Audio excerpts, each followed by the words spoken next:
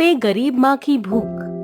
कड़ाके की ठंड पड़ रही थी और सभी लोग अपने घरों में कंबल ओढ़े आराम से सो रहे थे। लेकिन रमा नाम की एक बहुत ही गरीब औरत अपनी छोटी सी झोपड़ी में अपने दोनों बच्चे रीना और रमन के साथ एक पतला सा कंबल ओढ़े हुए बैठी थी। माँ, बहुत ठंड लग रही है और भूख भी। हाँ माँ, बहुत ठंड लग रही है और बहुत भूख भी। कुछ खाने को दो ना। बीमार होने की वजह से वो औरत पिछले कुछ दिनों से काम करने भी नहीं जा पाई थी और उसके पास खाने तक के पैसे नहीं बचे थे जिससे वो अपने बच्चों को खाना खिला सके। हे भगवान, ये सर्दी है कि कम होने का नाम ही नहीं ले रही।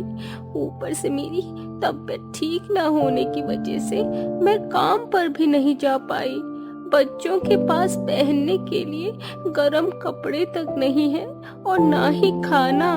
तभी रमा की बेटी फिर उससे कहती है, माँ, सर्दी में सभी बच्चे स्वेटर पहनते हैं, हमारे पास स्वेटर नहीं है क्या?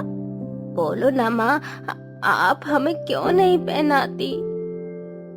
रमा के पास अपने बच्चों की बात का कोई जवाब नहीं था। वो बस अपने बच्चों को बातों में उलझाकर उनकी सर्दी कम करने की कोशिश कर रही थी। तुम दोनों को सर्दी लग रही है ना? आओ तुम दोनों मेरी गोद में आकर आराम से बैठ जाओ और तुम्हें सर्दी भी नहीं लगेगी। फिर उसके दोनों बच्चे रीना और रमन उसकी गोद में आकर बैठ जाते हैं। कैसा लग रहा है अब? अच्छा लग रहा है ना? पर माँ, ठंड तो अब भी लग रही है।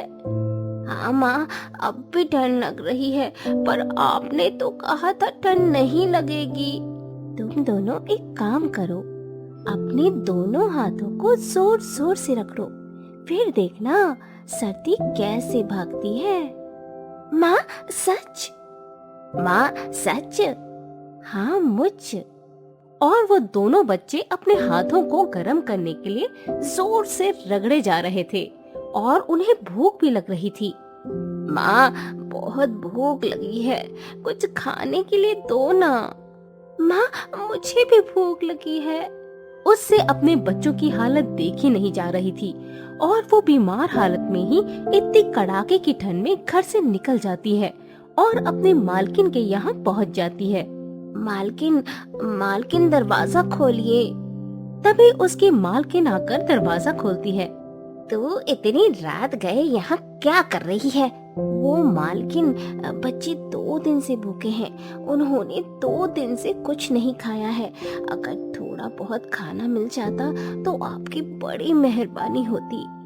ओह ओह, बच्चे भूखे हैं, काम करने के लिए तुझसे आया नहीं गया और आ गई खाना मांगने। तुझे पता है तेरे न आने की वजह से मुझे ठंड में काम करना पड़ रहा है, नहीं है कोई पैसे, अब जा यहाँ से।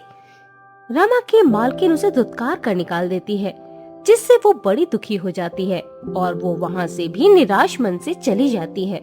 वो अपने बच्चों के बारे में सोचती हुई जा रही थी कि तभी उसने देखा कि एक गुंडा एक बूढ़ी औरत से उसका बैग छीनने की कोशिश कर रहा है। तो वो जल्दी से भागकर उस बूढ़ी औरत को बचाने के लिए उस गुंडे से भिड़ जाती है। छोड़, छोड़ इन्हें। छोड़ता है कि बुलाऊं पुलिस को? फिर रमा उससे बैग छीनकर उसे चप्पल से बहुत मारती है जिससे वो गुंडा डर के भाग जाता है। अगर तुम आज नहीं होती तो ये गुंडा मुझसे मेरे पैसे भी ले जाता और मार ही डालता। मारने वाले से बचाने वाला बड़ा होता है। आइए, मैं आपको आपके घर छोड़ दूं। फिर रमा उस बूढ़ी औरत को उसके घर छोड़ देती है। रमा की हालत देखकर वो बूढ़ी औरत समझ जाती है कि वो बहुत गरीब है और बीमार भी। उसने कुछ दिनों से कुछ खाया भी नहीं। कल से तुम मेरे यहाँ काम करने आ जाना और ये कुछ पैसे हैं, इससे अपने बच्चों के खाने के लिए कुछ ले जाना। आपका बहुत बहुत धन्यवाद। कोई कहता है कि आज भी इस दुनिया में अच्छे इंसानों की कोई कमी नहीं है। रमा पैसे लेकर अपने बच्चों के लिए खाना लेकर घर जाती है और उसके बच्चे पेट भर कर खाना खाते हैं और उसे काम भी मिल जाता है।